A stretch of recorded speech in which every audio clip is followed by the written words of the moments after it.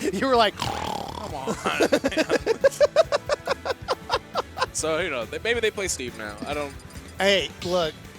It's the way it is. At this point, it doesn't surprise me. You got to do what you got to do. I'd say I respect it. But. Yeah, we know that my KO is going to come in with it, Mr. Game & Watch. Yeah. You know, very amazing, beloved character. Pikachu. Right. Yeah, no doubt it's Game & Watch. I've never seen my KO play a single character that was not Game & Watch, even in friendlies. Okay, so like, ever. So like if you have really deep pockets, like on cargo shorts, right. There's a snake down in my KO's deepest crevices of his pockets. Interesting. It's very cold though. Like we're talking Antarctic temperature cold. All right, we'll see what Mike KO can do here. Not a lot of Pikachu, or maybe some experience. He plays a lot with Danby, so I don't know how much they've practiced this matchup in particular. So we'll from what I heard last, Danby is turning my KO into a demon. Yeah, it's not good, but it's happening. All right, not good for my health is what I mean. Like, my KO has been getting like much better as he's been going to tournaments. So I'm excited to see how he does in this Arcadian. I know he really wants to prove himself at when he has the chance to. You know, that's what it's all about. So. Hey, and that's why we're here on this Super Smash Arcadian right here. Super Smash Odyssey Arcadian #1. Yeah. All right, my KO, a slight lead, trying to land. First stage was Hollow Bastion. That's pretty interesting. Not usually like where people go to at the beginning, but I guess they struck. I know Maiko doesn't like PS2 that much, so he usually strikes, as far as I know. I mean, what's wild is that in the beginning of the game, the arguably most like even stage for a lot of people always gets said, this is not an even stage. You guys are crazy. You're right. And I'm just like, but how? But look at here. We got Mike KO, who was trying to hold center stage. Great position there for Mr. Game & Watch. Pikachu, though, on the edge. If you are a light character, just like both characters on the screen right now, you do not want to catch a stray. Catching a stray from both of these guys is definitely going to put you in a position you don't want to be in. Look at Pikachu now. Look at Kaibon trying to get back on the stage. Mike KO holding it down pretty well. The one bacon, he said, here. He rolled out, he was like, you look hungry. Here, it's dangerous out there. Hold this. Hold this. All right, so Kaibon finding nice dash attack for the 2 frame. If he can find this kill, even it right up. Actually punishes the up smash. I think he went for an F tilt to try to catch him doing something out of shield. Oh, good nice. Up B to start.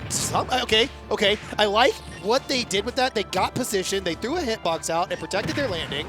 And now they get to hold center stage for a little bit, even though it's swapped. But right now, I would say that Kaibon is, they were decently holding like momentum in the game right there. No, and in this matchup especially, like you want the lead in this matchup. Oh, for sure. Nobody wants to be approaching. But I don't know. I know Maikeo has full bucket right now. He got 3 of those Thunder Jolts, so I don't think it'll do a ton of knockback because it's based on percentage, but it could be something to really think about once you're like these 50-60% range. Yeah. I mean, because he's got rage, so once that thing hits, it's going to hurt. If you get jabbed, you could die because jab bucket is true for some reason. Huh? Yeah, it's cool. It's cool. So it's like down throw judge? Yeah, I guess. Oh, he wasted it! No! Oh, he wanted to get the tech chase, but I think he was just a little too late. My KO letting rip the triple stacked bucket right there. Okay, Kaibon, I like the little jab dash attack. That was kind of clean. Kaibon used that Thunder Jolt to try to bait out the bucket and dash attack it because it might kill at this point, but it was a little bit too late. Maikeo fighting back here, got another charge. The down air actually going to kill him off the top. Kaibon looking to chase. Why does that happen with Mike? Why does that happen with Game & Watch? Why does that happen with Steve? Why, when you do down air, you are going down, you go up? Like, doesn't Youngling do that too? Yeah, so you off the top. Yeah, like what the? It's the pogo stick. We got an even game though back. A little extra percent on the side of my KO, 6% on Pikachu. The Nair trains have started. Can they follow it up? They do. Lose it right there, but look at the center stage again. My KO has actually done so good this match about holding center stage. Oh my gosh. Right. I thought he was dead. Okay. Imagine.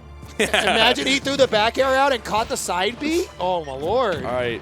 90% on Kaibon right now. My KO holding this lead. Yeah, definitely going to play it slow. You have no reason to approach. Nice nair into the F tilt. All right, don't want to go too far out. That's kind of the only way you lose at this point.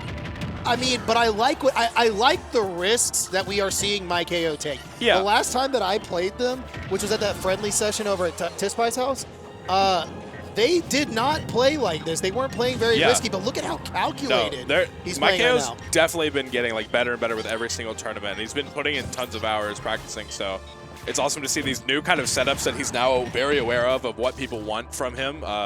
You know, he's covering these options, so he's a little bonk. Right. So one thing that I do know is he hits F tilt here, Pikachu dies. Yeah. He hits down tilt here, Pikachu dies. You are at center stage. You literally just need to catch your opponent lacking. But because you're playing, tech. Well, I was gonna say because you're playing so safe, you've got a glass cannon character like Pikachu who will run at you and blow you up. For playing that safe. Pikachu, I think, has better frame data in this matchup. Right. A little bit. Other than like uppy. But. Right. Has better frame data. And you kind of have to play, not necessarily grounded, but you have to play around what your opponent's doing. Yeah. It's not like, would you consider him a rushdown? Pikachu? Yeah. No. What was it more like a bait and punish kind of thing? Like OP. Okay. OP. Just straight up OP. I mean, it's more like he camps until he gets his in, right? And then in this matchup especially, like, you got to be on your combos because if they are not true, they are not happening. That's fair. Like, you mistime a back air, Game & Watch is in the air, and you're resetting. And I mean, Game & Watch hits you with one move, everything's true, you just get hit afterwards. Right. But, like, I mean, it feels that way. It really does, dude. Game & Watch hits you with the randomest stray, and you're like, well, I just took 40.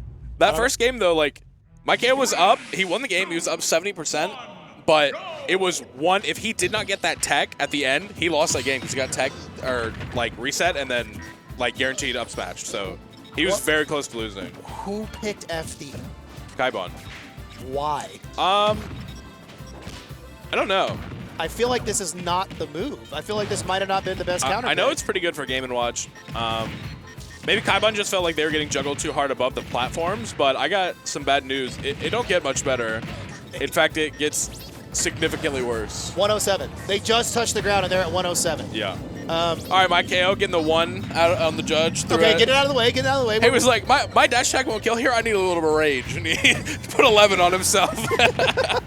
But I mean, we're at 134 here with or 135 with Kaibon going into the blast zone there. A little bit of bacon into the down If he went for the F tilt there, he actually got the kill, but the down smash whiffed. He's trying to sauce. He's trying to sauce it up. With Game & Watch. Right, what do you mean he was trying to put the puree in the pan, dude? You know what I'm saying? Like, but okay, so we got Kaibon coming back a little bit. Kaibon does have rage. Yeah. The true combos probably aren't necessarily true anymore. But no, yeah, you ain't comboing. He's at 60. You're looking for Thunder. You're looking for F smash read. That's 2 times he's almost gotten the up smash, and the down air just hits instead. Which is like, that's the Game & Watch classic, right? You're like, I know you're going right here. Why did I die? I know you're going here. Oh, you threw the key out. Why are you invincible? I'm literally not allowed to play the game. We got the bacon coming out, the edge guard. That's one thing that we see a lot from Meister. When they edge guard, they know exactly where to stand on every single part of the stage to make sure bacon hits the ledge. And I wish, like, I know, like I said, Game & Watch, a beloved character within the Smash community. I wish we would see that more from Game & Watch players. You have the setup, you have the free edge guard. Right. Use it. We might need to revisit the beloved character thing. But everything else I agree with, you right? Can't hear it, you can't see it in my face, but like, you know, beloved. You can hear it in my voice, beloved. Nice up smash read by my KO. The damage is just not stopping.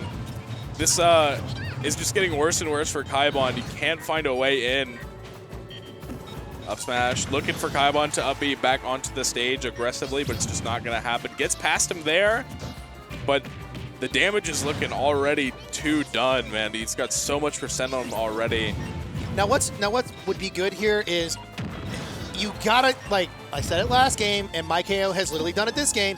Look at what they're doing. They're holding center stage. Nice. They literally will not let Pikachu get an in anywhere. They come in, and they have to literally come aerial. You don't want to fight Game & Watch in the air. They come from the ground. Well, Game & Watch is going to beat you on the ground. Right. They get stuck at ledge. They're getting ledge guarded. At this point, like, you can't trade either. Like, every trade is so bad for you.